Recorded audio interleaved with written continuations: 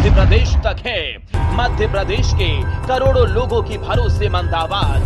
मध्य प्रदेश तक न्यूज, खबर को दिखेगी, अंजाम चाहे जो हो। नमस्कार, आदाब, सलाम। मैं हूं इस्लाम और आप देख रहे हैं मध्य प्रदेश तक। मध्य प्रदेश में हम दो टुक की बात करते हैं और उस दो टुक में हम आपको बताते हैं सतना की लोकसभा की सियासत। सतना की धरती किसी चमत्कारी धरती से कम नहीं है, क्योंकि सतना की धरती ने अच्छे अच्छे सूरमाओं को धूल चटा दी है, तो वहीं नए युवाओं को अपना भी लिया है। ये वही धरती है जिसने बाहर से आए अजीज कुरैशी और अर्जुन सिंह जैसे दिग्गजों को गले लगाया, तो पूर्व मुख्यमंत्रियों को भी गर्त में मिला दिया। हम बात कर रहे हैं मध्य प्रदेश की सतना लोकसभा सीट की, और इस लोकसभा सीट पर क्या क्या हुआ हम आपको क्रम दर क्रम बताएंगे। मध्य प्रदेश सरकार के दो पूर्व मुख्यमंत्री, नाम था अर्जुन सिंह और वीरेंद्र कुमार सकलेचा, दोनों एक दूसरे के खिलाफ चुनावी मैदान में थे। साल था 1996 का। तो दूसरी तरफ पिता पुत्र इस सीट से चुनाव लड़ चुके थे। पिता तो एक चुनाव जीता भी था, लेकिन बेटे को जीत नहीं मिली। इस बेटे को, जिसके पिता का दबदबा कांग्रेस में दिल्ली से लेकर भोपाल तक था, जो खुद मध्य प्रदेश का मुख्यमंत्री रह चुका था। जी हाँ, ये सियासत है बिंद की। जी हाँ, उसी बिंद की जिसके व्हाइट टाइगर का किस्सा जग जाहिर है। यहाँ मां का मंदिर है जो दुनिया भर में प्रसिद्ध है। तो सियासत ऐसी है कि मुद्दे और चेहरे छोटे पड़ जाते हैं। यहाँ राजनीति सियासी वादों पर नहीं, जातिगत आधार पर तय होती है। हम बात कर रहे हैं बिंद क्षेत्र की सांसदीय सीट सतना की। सतना लोकसभा में आज हम आपको जो बताने जा रहे हैं वो किसी आश्चर्य से कम नहीं है। सतना लोकसभा सीट में कभी किसी एक दल का वर्चस्व नहीं रहा। हालांकि 1998 से यह सीट पर भाजपा का कमल खिल रहा है, तो कांग्रेस को आखिरी बार 1991 में इस सीट पर जीत मिली थी। सतना की सियासत में पार्टियां, नेता बदलती रहती हैं। सतना लोकसभा क्षेत्र में 7 विधानसभाएं आती हैं। इसमें चित्रकूट, नागौर, रामपुर बघेलान, रैगांव, मैहर, सतना और अमरपाटन शामिल हैं। इसमें अब मैहर को जिला बना दिया गया है, जिसके अंतर्गत 2 विधानसभाएं हैं, अमरपाटन और मैहर। वहीं 2018 में मध्य प्रदेश में विधानसभा चुनाव हुए थे। इन 7 विधानसभा सीटों पर 5 पर भाजपा और 2 पर कांग्रेस की जीत हुई थी। ठीक इसी तरह से 2023 के चुनाव में भी कांग्रेस को 2 सफलताएं मिली और भाजपा को 5। तो यही पहली बार जीत दर्ज की थी भाजपा ने 1989 में, जहां पहली बार सुखेंद्र सिंह ने जीत दर्ज की थी और भाजपा का परचम लहराया था।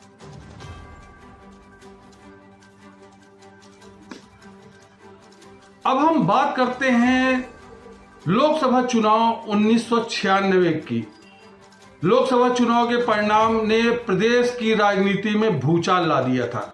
वजह थी 2 मुख्यमंत्रियों का, 2 पूर्व मुख्यमंत्रियों की हार का। सतना लोकसभा में 1996 के चुनाव में अर्जुन सिंह मैदान में थे और वो मध्य प्रदेश के सीएम रह चुके थे और पंजाब के राज्यपाल भी। अर्जुन सिंह के मुकाबले में भाजपा के पास स्थानीय स्तर पर कोई कद्दावर नेता नहीं था।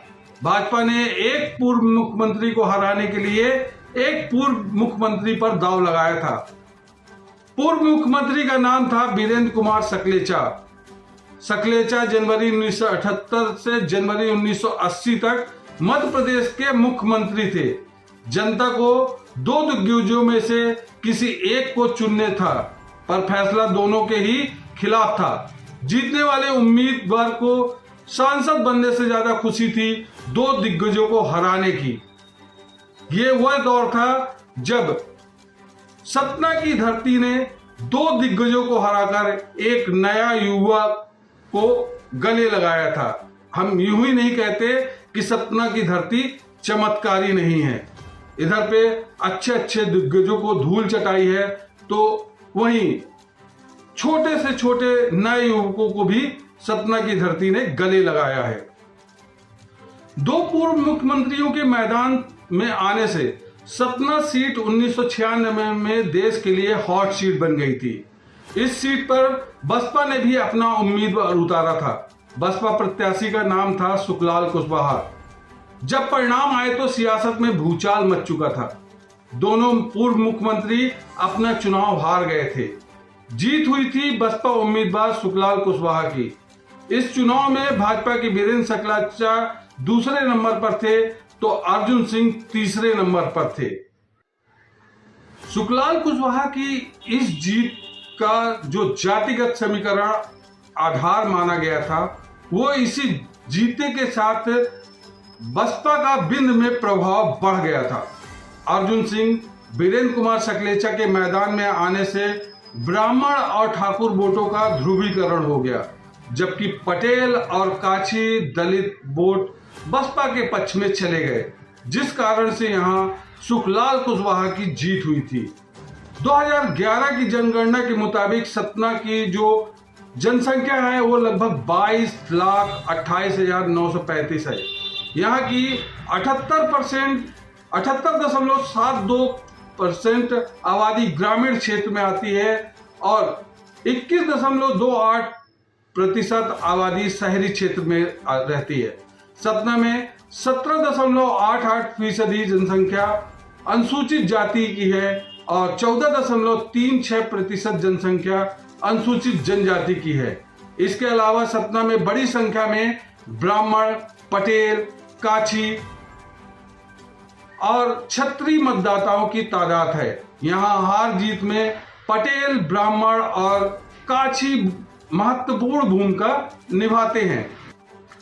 अब अगर हम बात करें क्षेत्रवार मतदाताओं की, तो चित्रकूट विधानसभा में करीब 26% ब्राह्मण वोटर है। रैगांव विधानसभा सीट पर वैश्य, ब्राह्मण, राजपूत 35% है, तो सतना में राजपूत, बनिया 12% है।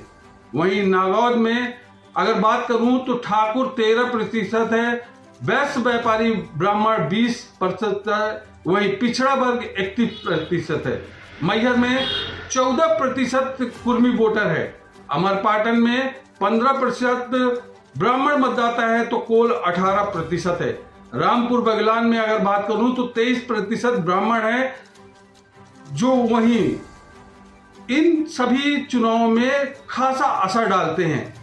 अब अगर हम बात करें सतना लोकसभा सीट की, तो सतना लोकसभा सीट लगभग 1962 में अस्तित्व में आई थी, जब 1962-1967 में 2 बार लगातार कांग्रेस ने अपना परचम लहराया था। फिर उसके बाद से जनसंघ के खाते में ये सीट गई थी और जनसंघ के खाते से ये सीट पुनः वापस आई, तो कांग्रेस ने लगातार 2 बार अपनी जीत को दोहराया था। फिर उसके बाद ये सीट चली गई थी भाजपा के खाते में, और भाजपा के खाते से जाने के बाद में 1991 में अर्जुन सिंह ने इधर से जीत का परचम लहराया था और 1996 में यही सीट पर सुखलाल कुशवाहा ने बसपा से जीत दर्ज की थी और 1998 के 2 चुनावों के बाद यह सीट भाजपा के खाते में चली गई। भाजपा ने लगातार 6 बार से सतना लोकसभा सीट से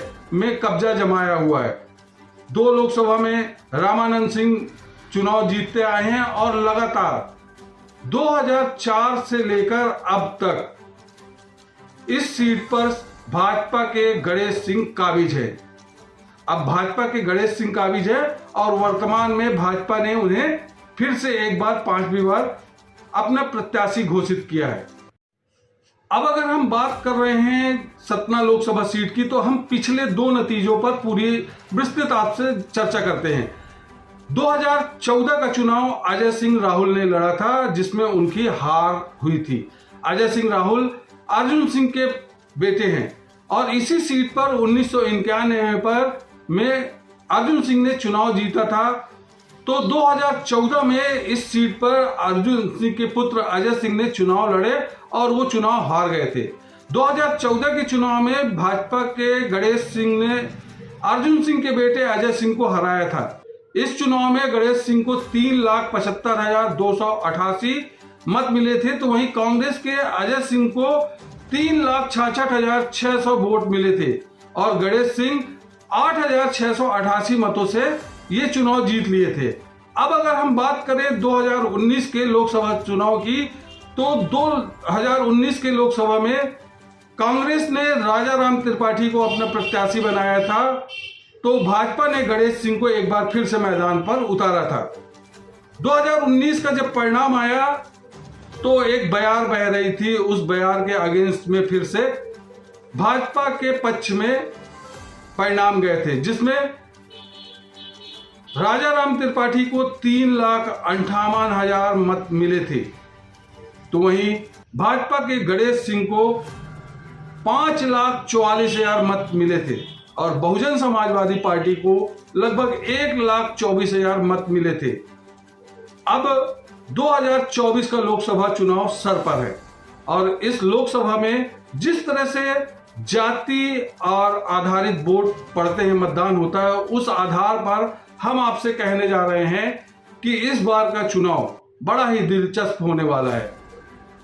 हो सकता है कि 1996 के चुनाव की पुनरावृत्ति हो जाए, जहां सारे दिग्गज एक तरफ अपनी अपनी किस्मत को आजमा रहे होंगे, तो वहीं ध्रुव के एक्के के रूप में बहुजन समाजवादी पार्टी ने अपना प्रत्याशी मैहर से 4 बार विधायक रहे पंडित नारायण त्रिपाठी को बनाया है।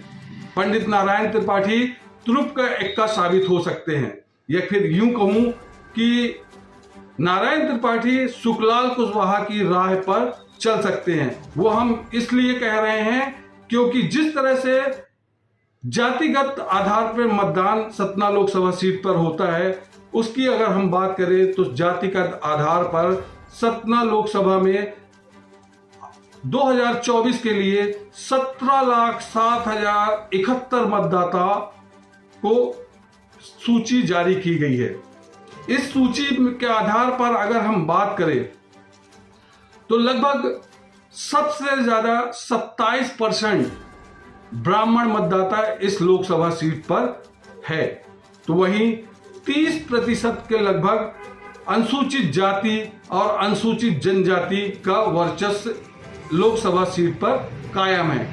अब अगर हम बात करें कुर्मी मतदाता की, तो कुर्मी मतदाता सतना लोकसभा सीट में 14% के आसपास है, तो वहीं काछी मतदाता 12% के आसपास है। अब अगर हम बात करें क्षत्रिय मतदाताओं की, तो 8% के लगभग क्षत्रिय मतदाता सतना लोकसभा सीट में अपना वर्चस्व रखते हैं। तो इस आधार पर अगर देखा जाए तो समीकरण बनता हुआ दिखाई दे रहा है, जैसे कि 27% ब्राह्मण मतदाता और 30% हरिजन और आदिवासी मतदाताओं को मिलाकर अगर इन दोनों मतदाताओं को साधने में बहुजन समाजवादी पार्टी के नेता प्रत्याशी साधने में कामयाब हो गए, तो कोई अतिशयोक्ति नहीं होगी कि 1996 की पुनरावृत्ति एक बार पुनः हो जाए, जहां कई दिग्गज चुनाव मैदान में हैं, जैसे 4 बार के सांसद गणेश सिंह को भाजपा ने अपना प्रत्याशी 5वीं बार बनाया है और उन्होंने जीत का दमखम भी दिखा रहे हैं कि वो इस बार फिर से 5वीं बार लोकसभा में चुनकर जाएंगे। तो वहीं सुखलाल कुशवाहा के पुत्र सिद्धार्थ कुशवाहा डब्बू अपनी जीत का दावा कर रहे हैं। वो इसलिए कर रहे हैं कि लगातार 2 बार सतना विधानसभा से वो विधायक चुनते चले आ रहे हैं। कांग्रेस पार्टी ने उन्हें अपना प्रत्याशी बनाया है। अब अगर हम बात करें जो अटूट संभावनाएं हैं, सतना को चमत्कारिक धरती का संज्ञा दी जा रही है, वो बात कर रहे हैं बहुजन समाजवादी पार्टी ने एक अलग तरीके से खेल खेला है। उसने 4 बार के मैहर से 4 बार के विधायक पंडित नारायण त्रिपाठी को अपना प्रत्याशी बनाया है, जिसके आधार पर हम कह सकते हैं कि हो सकता है 1996 का पुनरावृत्ति एक बार फिर से हो जाए और नारायण त्रिपाठी सुखलाल कुशवाहा की तर्ज पर ही इन दिग्गजों को हराकर अपना परचम लहरा दे। तो ये थी सतना लोकसभा सीट की व्याख्या, और इस पूरी व्याख्या में कहीं पे भी कुछ भी असंभव हो सकता है, क्योंकि ये माई शारदा की नगरी है, भगवान कामतानाथ की भूमि है और इस भूमि में कुछ भी होना संभव है। तो यह था मेरा विश्लेषण सतना लोकसभा सीट को लेकर कि क्या 1996 की पुनरावृत्ति 2024 में हो सकती है कि नहीं, ये तो आने वाला वक्त बताएगा। लेकिन ये विश्लेषण आपको कैसा लगा हमें कमेंट सेक्शन में जाकर जरूर बताएं और अपनी राय हमें दें। चैनल को सब्सक्राइब करें, कमेंट्स करें और लाइक करें। तब तक के लिए मुझे इजाजत दें। नमस्कार, जय हिंद। न बेमतलब के मुद्दे, न बेमतलब की बहस,